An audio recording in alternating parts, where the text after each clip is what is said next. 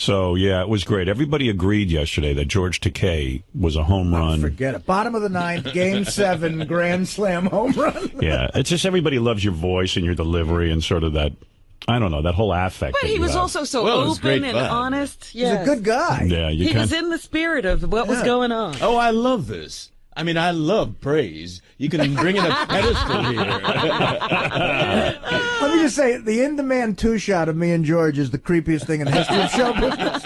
Everybody said Artie was uncomfortable, but you guys seem to be bonding. No, I'm not uncomfortable. Let's see. George Takei on CNN is on your button bar. All right. Now, I wonder which button bar. That must be. It's in bottom left in green, Howard. Okay, thanks. Yeah, let's hear what you did. Then we'll move on. But I can play this. Congratulations to you for your good reviews. Well, thank you. Well, whether or not you believe that he's worth all that cash, the king of all media certainly has gone where no man has gone before, and he began his travels this morning with the same old crew and one new addition. George Takei is the new announcer for The Stern Show, and earlier today he stopped by for another Showbiz Sit-Down. Now, you introduced me this morning when I was posing my question to Howard, but, you know, I know you have your exclusive deal with him. Would you introduce me right now? Do you mind looking to camera? Well, from CNN, A.J. Hammer. I can't argue with George Takei himself.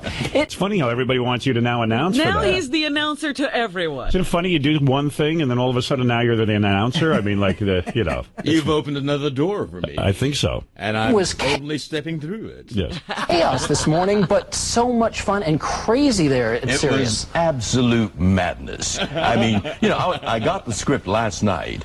So I was, working on it through the night. And then this morning I arrived there and pages start going and new things start being handed to me. Other things, unexpected things are happening. But that's what gives it that energy. Everything is spontaneous. Everything is, at that moment. Well, you say you just got the script last night. Quite frankly, you just got the job. It came out of nowhere. Right. Tell me how this came about. Well, the day after New Year's, the phone rang at home. I picked it up. And it was Gary Delabonte. Who is Howard's producer, his producer, and I knew that. And Gary with that name you can't pronounce. Yeah, nobody can get it right. Yeah, even our announcer. Gary Delabonte. I like the name Gary Delabonte better. We should change his name. You're damn right we're going to change his name to Gary Delabonte. I've rechristened you. I christened you Delabonte. Were literally girded. And then he said, we're not being recorded. Right. Because they've done that. They have done that. And to be sure, you have been on his show and the butt of many jokes over the years. So that really is my next question, Is it the butt or brunt? Well, you can be the butt of a joke, or, you could have the impact is the brunt. Hey, Howard. Yeah. You sort of stopped in the middle of it, but I don't know if you heard George say that when I called him that his loins literally girded. I didn't hear that part. I heard he was girding something. I didn't know what it was. My loins literally girded. How do they gird? What does that mean, George? It means to protect your loins. Let's do that by all means. No. Artie, you gird your loins. Constantly. Especially sitting next to George. I'm doing it.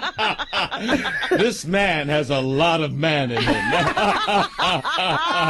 I'm doing it right now. Hey, let me ask you something. Since you came out of the closet, do a lot of men come on to you? Actually, no. No. They haven't. They're a little intimidated by the fact that I'm with you. Oh, good. No need for you to be out there doing wild things. All right, here we go. Let's see.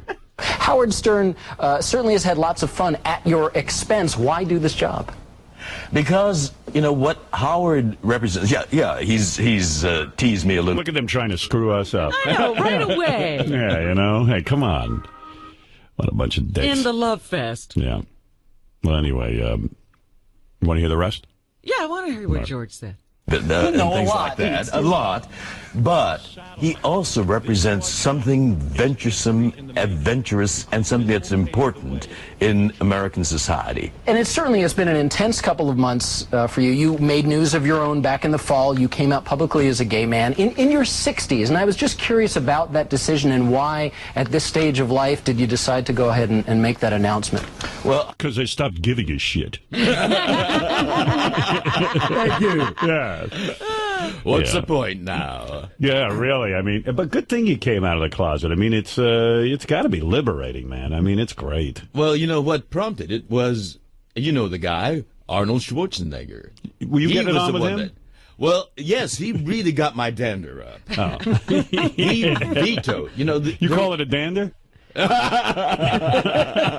got so many names. Oh, we have many names for things that we're very fond. You were upset with Arnold Schwarzenegger because he went against gay marriage when he all along said he had no problem with homosexuality. That's right. Yeah, I thought it would have been brave of him to approve of gay marriage. And after he had said what he said during the campaign, I mean, he's a dangerous politician because, you know, he'll say one thing to curry voters' support, and then when push comes to shove, and he's got to make a decision, he does the very opposite of what he said. And when he vetoed the same-sex marriage bill, which, you know, passed the California legislature, it was an amazing landmark event.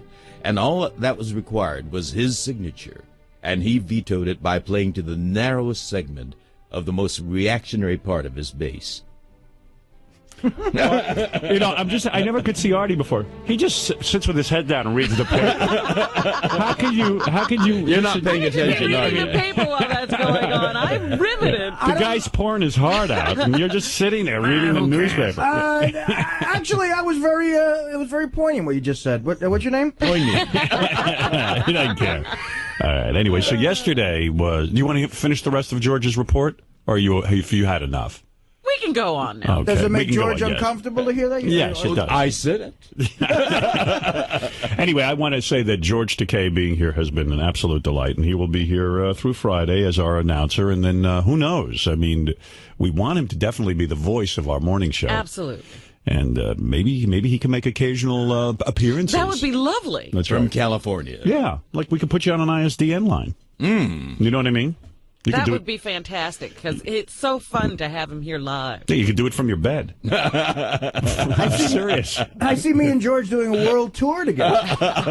Who knows? Singing. From our beds.